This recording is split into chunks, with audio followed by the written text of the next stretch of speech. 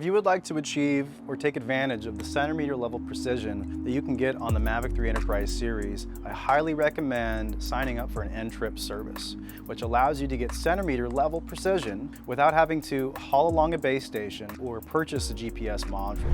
Hey everybody, welcome back to the channel. Today we're going to be learning about how to connect your NTRIP network to your Mavic 3 Enterprise series. Today we're using the Mavic 3 Multispectral, but this is going to work on your Mavic 3T or your standard Mavic 3E as well. The essential components that we're going to be working with today are 1, the drone and the controller, and 2, some sort of device that emits a Wi-Fi network or a Wi-Fi frequency. It's as simple as going into the RTK settings into the application, connecting the hotspot onto your phone or your hotspot, and signing in with your credentials. Generally, the setup takes about 5 minutes, and we're going to go ahead and walk right through it. So first step is setting up the drone on your desired area of launching and landing, and going ahead and turning on the controller.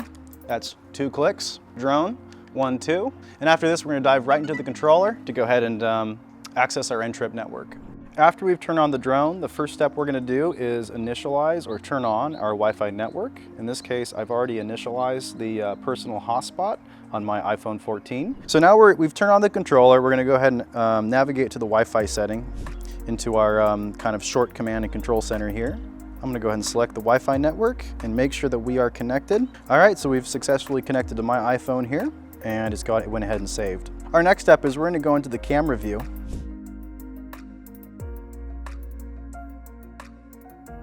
We're going to go over to the settings tab and down to the RTK tab in our settings. We're going to go ahead and switch on RTK positioning. We're also going to turn on maintaining position accuracy mode with the RTK. When we're going ahead and selecting our services, we're going to go to custom network, which means that we're not using DRTK mobile station. And we're going to go ahead and input network ID, password, and configuration in this bottom tab here. In this case, we're using a company called Point One Navigation. I've been testing out their services and probably have flown a few hundred flights with them. And I would say for my area, it's worked pretty well. And I've got nothing but good things to say about these guys. We're going to start with our NTRIP address, and if we're doing Point One Navigation, we're doing polaris.point1nav.com. For this particular service, our port is going to be 2101. We're going to then go ahead and add in our account name as well as our password. And for this service, we're doing our mounting point, or our mounting point is going to be Polaris.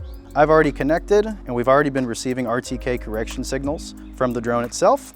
In this case, if you haven't already initialized the RTK positioning, we're going to go ahead and come up to this top tab, flip it over, and wait for the satellites and network to converge on a fixed RTK signal. In this case, RTK network is connected. We have strong signal, and we're pulling information from 21 satellites. Before you go ahead and decide what sort of NTRIP network you want to integrate with your system and operation, I highly encourage you to look at your state. Sometimes your state or even county might have access to an NTRIP network. But if you're looking for something more of a commercial perspective, you might be able to use, or might even have higher accuracy or newer technology, you can also integrate with those as well. I don't recommend just using RTK network as well, as generally it's going to be a mix of ground control points as well as your RTK network. But I gotta say, for something that takes about 5 minutes to set up and then you're off flying, it's a pretty good deal.